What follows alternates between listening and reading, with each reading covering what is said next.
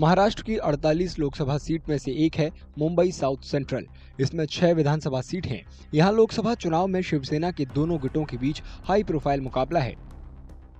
1989 से इस सीट पर काफी हद तक अविभाजित शिवसेना का दबदबा रहा है।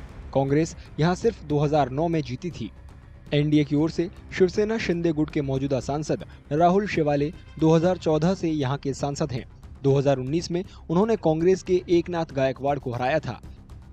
एकनाथ शिंदे ने एक बार फिर मौजूदा सांसद को शिवसेना यूबीटी के अनिल देसाई से मुकाबला करने के लिए मैदान में उतारा है।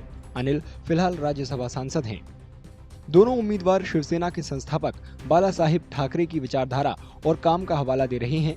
दोनों को अपनी जीत का भरोसा है। ये टफ लड़ाई नहीं है, शिवसेना प्रमुख बाला साहब ठाकरे जी के विचारों की लड़ाई है और वो कांग्रेस के विचारों से उबाटा केवल एक चेहरा है, उसके पीछे कांग्रेस का असली चेहरा है। और कांग्रेस ने हर वक्त बाला साहब ठाकरे जी के विचारों के विरुद्ध काम किया हुआ है। राम मंदिर को विरोध किया है, 370 धारा के निर्णय के बारे में विरोध किया हुआ है और स्वतंत्र वीर सावरकर जी का अपमान किया हुआ है। तो ये दक्षिण मध्य लोकसभा चुनाव क्षेत्र की जो जनता है वो बाला साहब ठाकरे जी के विचारों को मानने वाली जनता है। इसके लिए फिर एक बार बाला साहब ठाकरे जी का एक शिवसैनिक के नाते मुझे वो आशीर्वाद देंगे और फिर एक बार यहाँ पे शिवसेना प्रमुख जी बाला साहब ठाकरे जी का सपना साकार करके पंतप्रधान नरेंद्र मोदी जी के नेतृत्व में काम करने का मौका देंगे। इतना सामर्थ्य आपके पास है, आपने 4-4 पार्टीज को साथ में लिया है, 2-2 पार्टीज फोड़ दी है, घरों में आपने ये किया है बीजेपी ने। उसके बाद भी आप इतना 2-2, 3-3, 4-4 इंजन की बात करते हैं, ग्रोथ इंजन, सर्च इंजन, ये सब लगा के। तो उसके बाद भी आपको उद्धव बाला साहेब ठाकरे इस नाम के सिवा एक भी कदम आप आगे नहीं रख सकते। इसी में उद्धव बाला साहेब ठाकरे जी जो काम कर रहे हैं उसको आप एक्नॉलेज कर रहे हैं, बहुत अच्छा काम कर रहे हैं और लोगों के दिल में बसे हैं। जो काम लोगों के लिए उद्धव जी ने किया है कोरोना वगैरह के वक्त, वो लोगों के दिल में आज भी है। एशिया की सबसे बड़ी झुग्गी झोपड़ी धारावी इस सीट का हिस्सा है।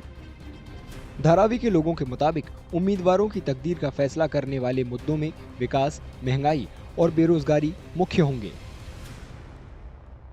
सबसे बड़ी तो यहाँ रोजगार की इशू बहुत है सर। रोजगार नहीं है हम लोगों के पास। बहुत हम लोग का जो एरिया है ना सर, वो इंडस्ट्रियल एरिया है सर।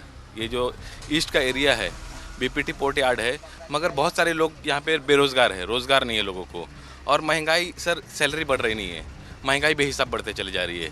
मतलब ऐसा हो गया है कि रूम रेंट जो यहाँ पे 4-4 हज़ार में लोग रहते थे, आज 15-15 हज़ार रुपया रूम रेंट हो गया। लोगों के पास रहने के लिए जगह नहीं है और यहाँ ऊंची ऊंची इमारतें बन रही है, मगर फिर भी लोग रास्ते पे रह रहे हैं। कैंडिडेट को ऐसे पे जैसे अभी जिनको घर नहीं उनको घर देना चाहिए, रीडेवलपमेंट होना चाहिए, रास्ते सही होने चाहिए।